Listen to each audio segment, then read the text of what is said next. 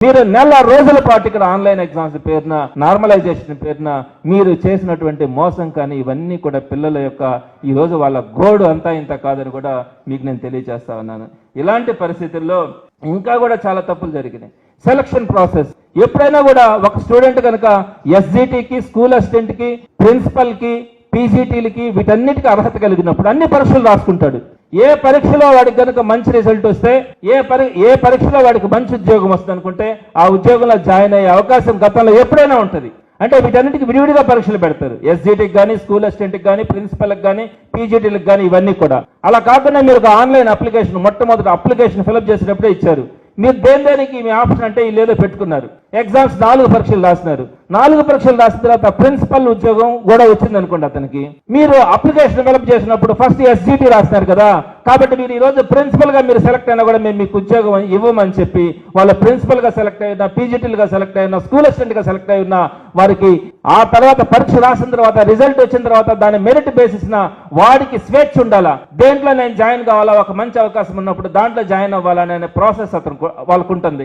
అలా కాకుండా మీరు అప్లికేషన్ మొట్టమొదటిలో ఫిల్ చేసేటప్పుడు మీరు మొట్టమొదటి రాసింది ఎస్జిటి కాబట్టి మీకు ఆ ఎస్జిటితో ఉద్యోగం ఇస్తామని చెప్పి వాళ్ళు స్కూల్ అసిస్టెంట్ గా సెలెక్ట్ అయినా, ప్రిన్సిపల్ గా సెలెక్ట్ అయినా, పీజీటీలుగా సెలెక్ట్ అయినా ఆ ఉద్యోగాలు ఇవ్వకుండా ఉన్నటువంటి పరిస్థితి. వారందరూ కూడా వందల మంది ఈ రోజు కోర్టు దగ్గర నిలబడుకొని వేచి చూస్తూ ఉంటారు.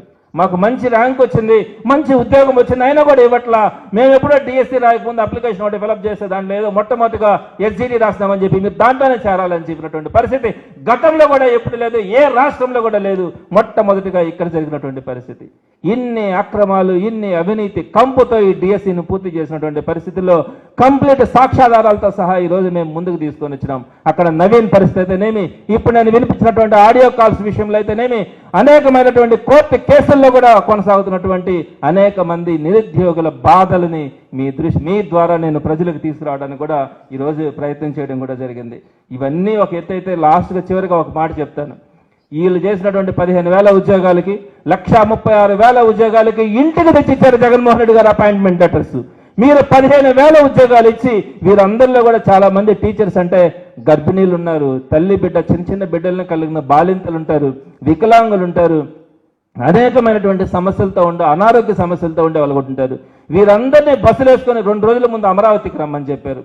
ఆ అమరావతిలో ఉదయం నుంచి సాయంత్రం దాకా నీళ్లు నిప్పులు లేకుండా అక్కడ పడి గాపులు కాల్చిన తర్వాత మీరు 6 గంటలకు 6:30కో 7కో మీరు నేరుగా వచ్చారు. ఉప ముఖ్యమంత్రి కూడా రాలా. ఆ రోజు వచ్చి ఒక పెద్ద సినిమా స్టైల్లో ఆ పక్క నుంచి ఈ పక్కకు నడుస్తా ఈ సుమారుగా 15,000 నుంచి 20,000 మందిని అడుగు కూర్చొని పెట్టి రాత్రి 10 గంటల దాకా ఒక ఉపన్యాసం ఇచ్చి పంపించారు. అదేదో వాళ్ళని జిల్లా స్థాయిలో ఎక్కడికక్కడ స్మార్ట్ టీవీలు పెట్టి వినిపించి ఉండొచ్చుగా, వాటికి రమ్మన్నారు. 10:30కి మీరు వదిలిపెట్టారు. తిండి తిప్పలు లేకుండా వాళ్ళు బయట వచ్చారు. అక్కడి నుంచి కొన్ని వేల బస్సులు 4 కిలోమీటర్ల నుంచి 5 కిలోమీటర్ల దాకా ఆపున్నారు. అవన్నీ కూడా గవర్నమెంట్ అరేంజ్ చేసినటువంటి బస్సులు. ఆ బస్సులు ఎక్కడున్నాయో తెలియలా. ఇన్ని వేల మంది ఒక్క దగ్గరకు వచ్చినప్పటికీ అందరికీ కూడా ఫోన్ సిగ్నల్స్ కట్ అయిపోయినాయి. ఎక్కడా కూడా ఫోన్ సిగ్నల్స్ ఆ రోజు అమరావతిలో పనిచేయాల. ఇన్ని వేల మంది అక్కడికి వచ్చి ఒక్కసారిగా ఫోన్లు కొడతా ఉన్నారు, బస్సులు ఎక్కడున్నాయని. ఆడవాళ్ళు దిక్కు లేకుండా 10 నుంచి రాత్రి 1 గంట దాకా వాళ్ళ బస్సులో ఎత్తుక్కుంటా రాత్రి 1 గంట 2 గంటల దాకా కూడా ఆ ప్రాంతాల్లో తిరిగినటువంటి దయనీయమైన పరిస్థితులు ఆ రోజు కనపడినాయి. ఒక్క 15,000 ఉద్యోగాలు, అవి కూడా అవినీతి కంపులో కొట్టుకుపోయినటువంటి ఉద్యోగాలకి మీరు ఈ 15,000 మందిని అక్కడికి రమ్మని చెప్పి మీరు సినిమా స్టైల్లో చేసినటువంటి ఆ నిర్వహణ కోసం వారందరూ కూడా బాధపడి ఆ తర్వాత 3వ రోజు ఇళ్లకు వచ్చినటువంటి పరిస్థితి మనకు కనపడుతుంది. ఇలాంటి పబ్లిసిటీ పిచ్చిని ప్రభుత్వాలు కనుక తలకెక్కించుకుంటే ఆ ప్రభుత్వాలు సామాన్య ప్రజలకి చేరలేవని మాత్రం తెలియజేస్తా ఉన్నా. ఈ డిఎస్సి మీద ఖచ్చితంగా సిబిఐ ఎంక్వైరీ లాంటిది జరపాలా. తప్పకుండా కూడా ఎవరైతే అన్యాయమైన వాళ్ళకి ఖచ్చితంగా జగన్మోహన్ రెడ్డి గారి ప్రభుత్వం వచ్చిన తర్వాత వారందరికీ న్యాయం చేయడం కూడా జరుగుతుందని తెలియజేస్తా ఉన్నా. అదేవిధంగా చివరిగా ఒక్క మాట, చాలా మంది అంటారు జగన్మోహన్ రెడ్డి గారు డిఎస్సి వేలా అని. జగన్మోహన్ రెడ్డి గారు 2 లక్షల చిల్లర ఉద్యోగాలు ఇచ్చారు, అది అందరికీ తెలిసిన విషయమే. అది కాకుండా డిఎస్సిలో మీరు ఇప్పుడు చేసినటువంటి పాపాలు లాంటి గతంలో 98 డిఎస్సి 26 సంవత్సరాల క్రితం 98 డిఎస్సి వేస్తే ఆ రోజు ఎలిజిబుల్ ఈ రోజు ఏ విధంగా జరిగిందో ఆ రోజు కూడా ఎలిజిబిలిటీ వాళ్ళందరికీ కూడా అపాయింట్మెంట్ ఆర్డర్స్ ఇస్తానని చెప్పి ఎగ్గొడితే వాళ్ళందరికీ కూడా 2026లో 98 ఎక్కడ, 2026 ఎక్కడ, 2023లోనో జగన్మోహన్ రెడ్డి గారి ప్రభుత్వంలో వీరందరికీ కూడా 4059 ప్రభుత్వ టీచర్ ఉద్యోగాలు అందరికీ కూడా జగన్మోహన్ రెడ్డి గారు ఇచ్చినటువంటి పరిస్థితి. 2008 డిఎస్సిలో ఉండే వాళ్ళకు కూడా 2193 మందికి నిరుద్యోగులైనటువంటి వారందరికీ కూడా ఎలిజిబుల్ క్యాండిడేట్స్ అందరికీ జగన్మోహన్ రెడ్డి గారు వచ్చారు.